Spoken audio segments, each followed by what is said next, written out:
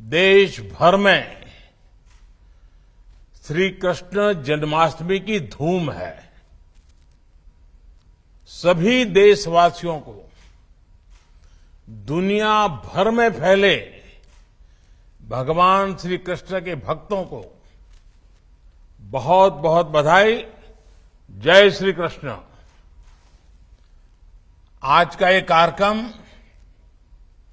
गोवा में हो रहा है, लेकिन आज मैं सभी देशवासियों के साथ देश की 3 बड़ी उपलब्धियों को साझा करना चाहता हूं।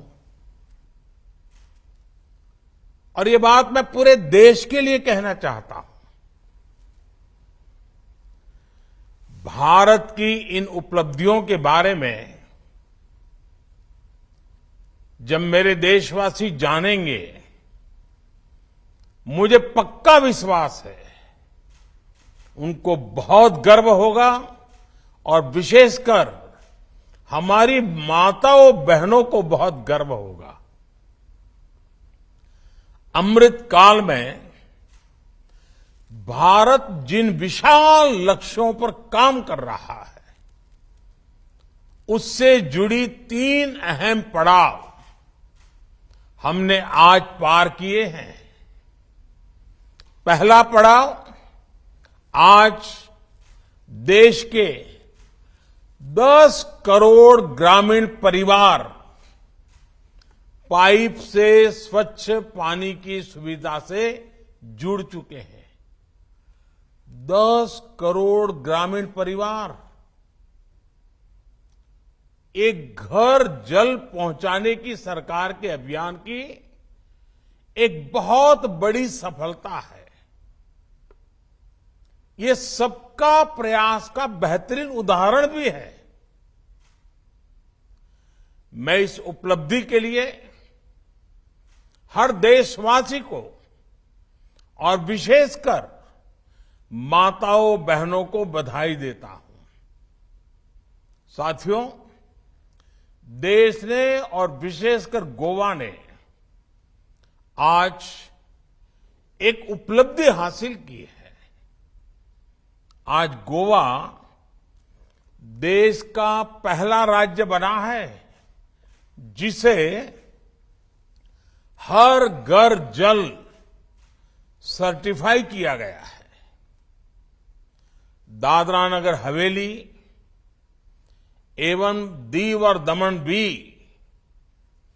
हर घर जल सर्टिफाइड केंद्र शासित प्रदेश बन गए हैं।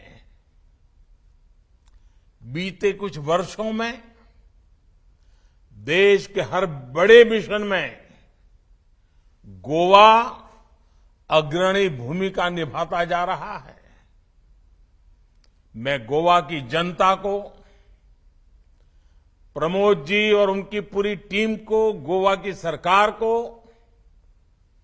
स्थानीय स्वराज की संस्थाओं को, हर किसी को बहुत बहुत शुभकामनाएं देता हूं। आपने जिस प्रकार हर घर जल मिशन को आगे बढ़ाया है, वह पूरे देश को प्रेरित करने वाला है।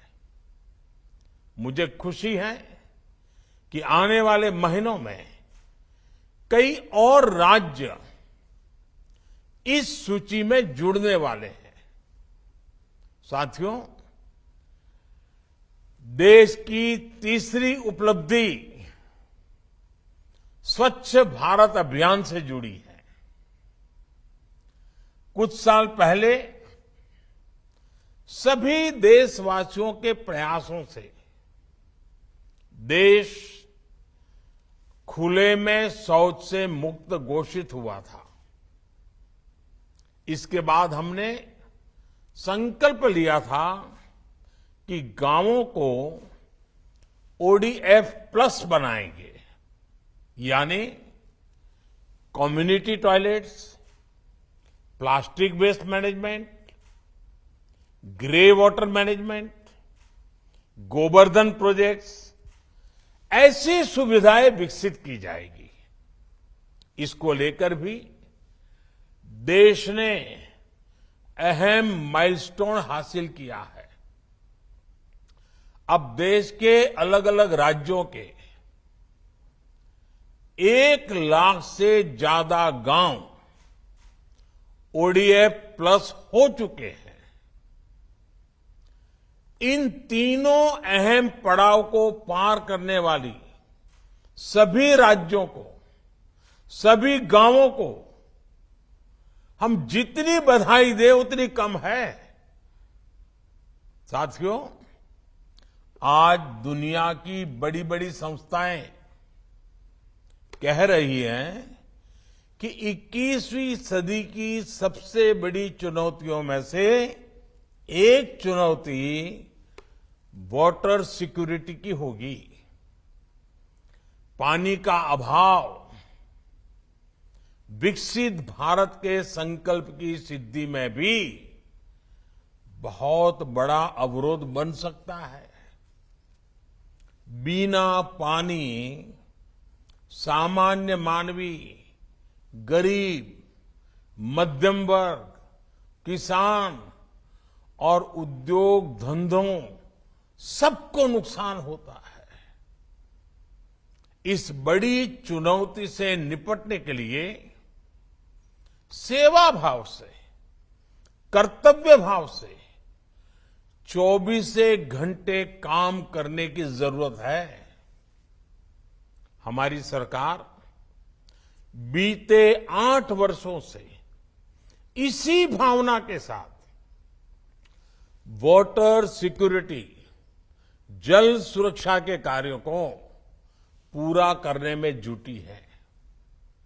ये सही है कि सरकार बनाने के लिए उतनी मेहनत नहीं करनी पड़ती, लेकिन देश बनाने के लिए कड़ी मेहनत करनी होती है और सबके प्रयास से होती है।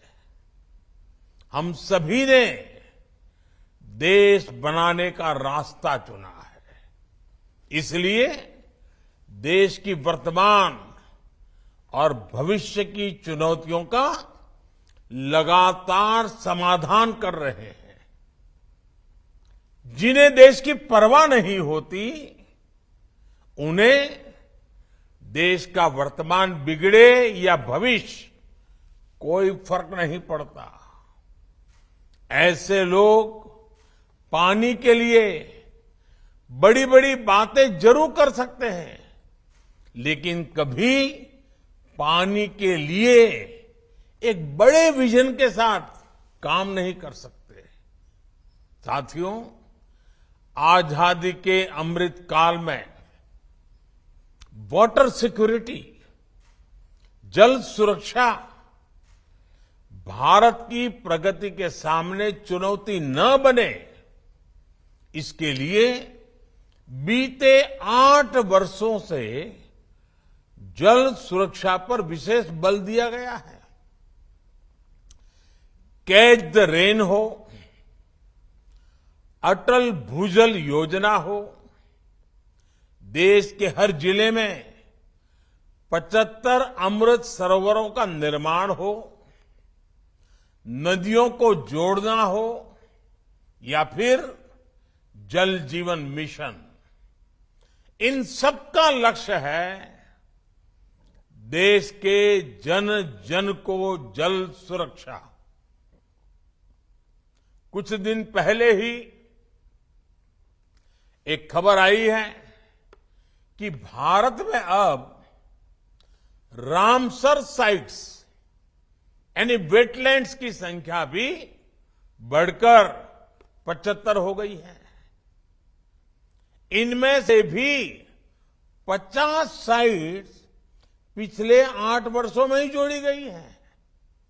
यानी वाटर सिक्योरिटी के लिए भारत चौतरफा प्रयास कर रहा है और इसके हर दिशा में नतीजे भी मिल रहे हैं।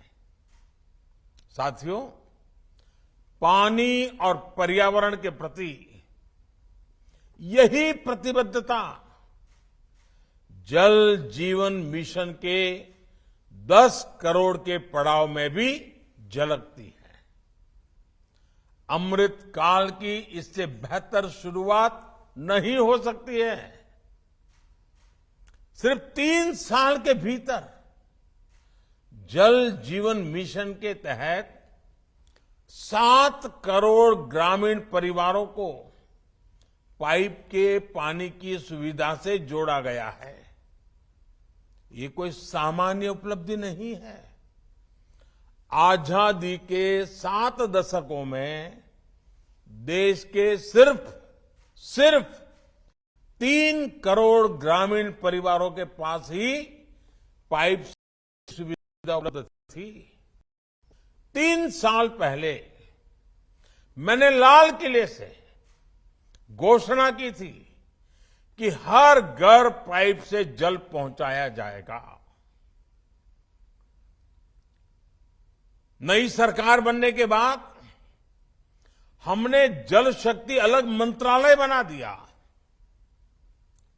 इस अभियान पर 3,60,000 करोड़ रुपए खर्च किए जा रहे हैं। 3,60,000 करोड़ रुपए 100 साल की सबसे बड़ी महामारी की वजह से जो रुकावटें आई, उसके बावजूद इस अभियान की गति कम नहीं पड़ी।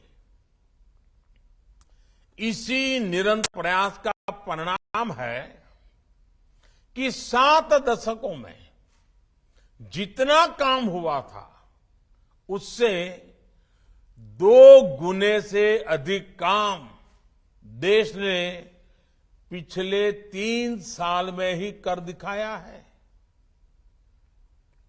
ये उसी मानव केंद्रित विकास का उदाहरण है जिसकी बात मैंने इस बार लाल किले से की है।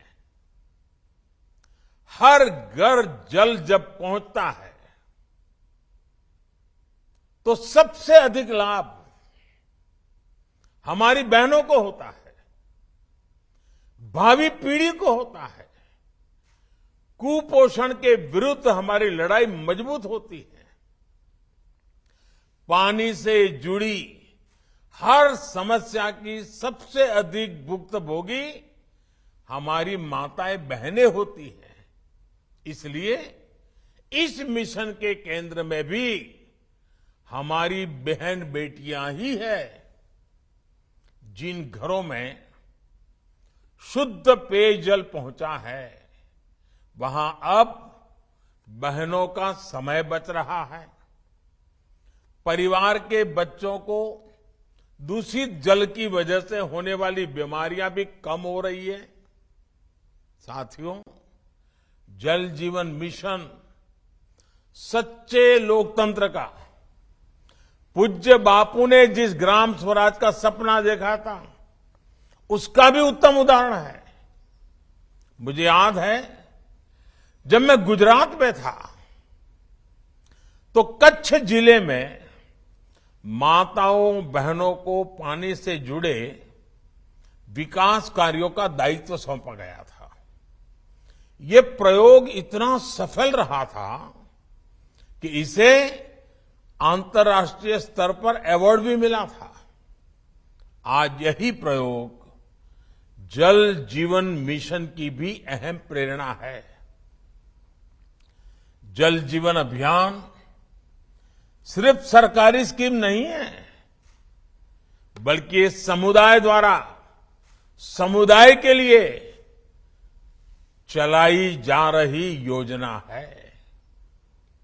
साथियों, जल जीवन मिशन की सफलता की वजह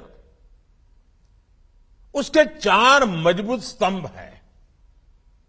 पहला, जन भागीदारी, पीपल्स पार्टिसिपेशन। दूसरा, साझेदारी, हर स्टेक होल्डर की पार्टनरशिप। तीसरा, राजनीतिक इच्छा शक्ति, पॉलिटिकल विल। और चौथा, संसाधनों का पूरा इस्तेमाल, ऑप्टिमम यूटिलाइजेशन ऑफ रिसोर्सेज। भाइयों और बहनों, जल जीवन मिशन में जिस तरह पंचायतों को, ग्राम सभाओं को, गांव के स्थानीय लोगों को शामिल किया गया है, जिस तरह उन्हें अनेक जिम्मेदारियां सौंपी गई हैं, यह अपने आप में अभूतपूर्व है। हर घर पाइप से जल पहुंचाने के लिए जो कार्य होते हैं, उसमें गांव के लोगों का सहयोग लिया जाता है। गांव के लोग ही अपने गांव में जल सुरक्षा के लिए विलेज एक्शन प्लान बना रहे हैं। पानी का जो मूल्य लिया जाता है, वो भी गांव के लोग ही तय कर रहे हैं। पानी की टेस्टिंग में भी गांव के लोग जुड़े हैं। 10 लाख से ज्यादा महिलाओं को इसकी ट्रेनिंग दी गई है। पानी समिति में अभी कम से कम 50% महिलाओं को जगह दी गई है। जो जनजातीय इलाके हैं, वहां तेजी से काम हो, इसे प्राथमिकता दी जा रही है। जल जीवन मिशन का दूसरा स्तंभ साझेदारी है।